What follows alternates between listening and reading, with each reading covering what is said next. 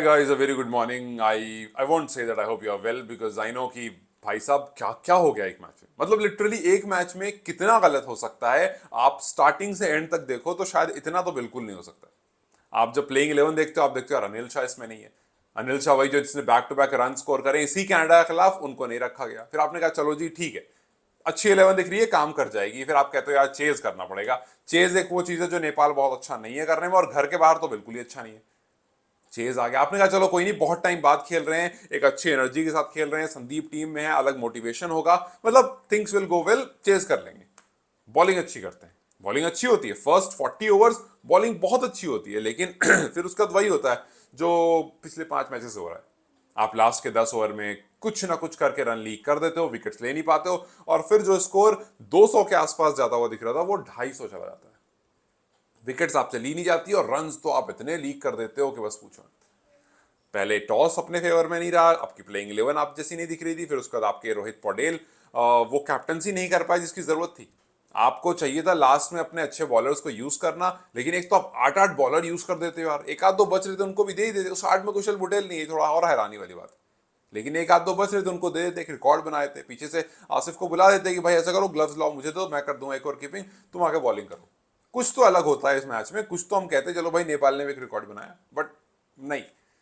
Bowling fail, मतलब death bowling तो बिल्कुल ही फेल।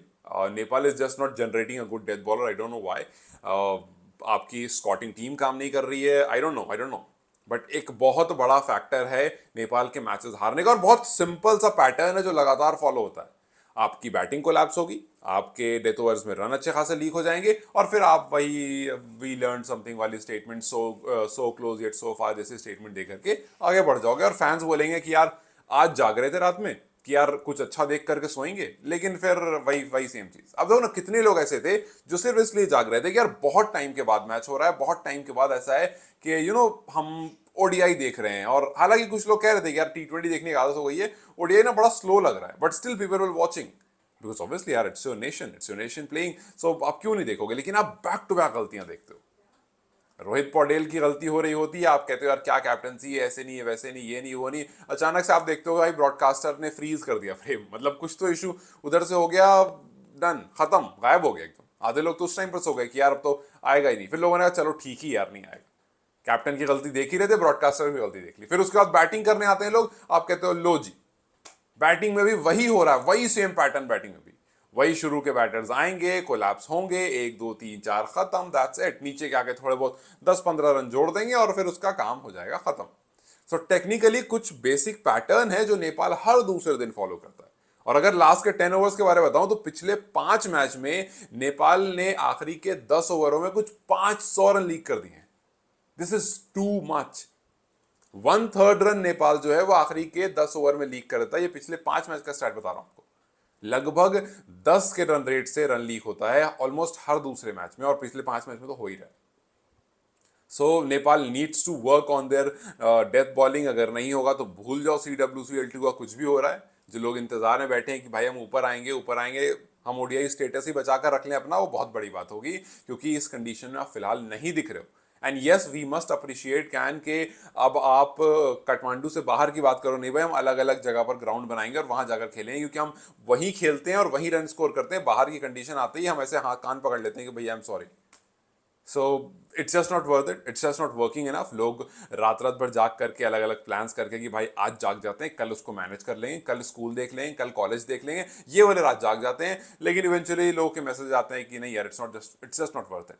ये बैटिंग लाइनअप वर्थ इट नहीं है, ये कैप्टन वर्थ इट नहीं है, और ये पूरी सिचुएशन जिस टाइम पर है वर्थ इट नहीं है। सो आई नो कि a lot of you are very disappointed, and why shouldn't you be यार। मतलब जो भी देख रहा है, मैं पिछले कुछ महीने से कनेक्टेड हूं, तो मैं डिसअपॉइंट फील कर रहा हूं कि यार मतलब ऐसे तो नहीं यार। मतलब जब आप 11 देखते हो, आप एक एक बंदे को देखते हो, फिर आप कहते हो हाँ यार ये यहाँ पर काम आएगा, यहाँ आएगा, यहाँ आएगा, ये स्कोर कर देगा, ये स्कोर कर देगा, चब्बीम शर्की को मौका मिला, ये कुछ कर देगा। मतलब when you look at them you be like कि हाँ यार यहाँ तो कुछ मतलब हो जाएगा। बट देन इवेंचुअली जैसे जैसे गेम आगे बढ़ता है ना, आपको लगता है नहीं यार, इट्स जस्ट नॉट हैपनिंग। मतलब शायद ये सिर्फ दिमाग में हमारे या दिल में हमारे, it's just not happening on the field. क्यों? क्या आपके वाकई कैप्टन में शायद वो बात नहीं है? ओडीआई कैप्टनसी करना it's not a piece of cake, it's a difficult task to do, क्योंकि एक बड़ा फॉर्मेट है, आपको पता होना चाहिए कि भाई ऐसा नहीं है कि बस एक एक करके बॉलर्स के हाथ में बॉल देते गए, हाँ जी दो तुम कर लो, दो तुम कर लो, दो तुम कर लो और खत्म। भाई 11 बॉलर हमारे पास हैं, चार चार पांच पांच सबसे करा लेंगे, मैच हो जाएगा, निमट जाएगा मामला। ऐसे नहीं होता। यू शुड नो कि किसको पहले, किसको बाद में, किसको मिडिल में विकेट्स नहीं मिल रही है तो किसको, कौन आपका एक्सपीरियंस बॉलर है, कौन बॉलर है जो बैट्समैन के दिमाग के साथ खेल सकता है। लाइक ऐसे कि cricket is a game of chess, ये सिर्फ ऐसा नहीं है कि आप खड़े और खेल लेते हो, आपको सामने वाले के साथ खेलना पड़ता है। The guy who is hitting sixes, आपको सोचना पड़ेगा कि यार वो संदीप को अटैक कर रहा है, आपके मेन बॉलर को अटैक कर रहा है, इसका मतलब है कि he has done his homework well. और अगर वो होमवर्क करके आया तो आपको कुछ और सोचना पड़ेगा, आपको कुछ ऐसा करना पड़ेगा जो वो सोचे फिर कि यार ओ ये तो नहीं सोचा था मैंने।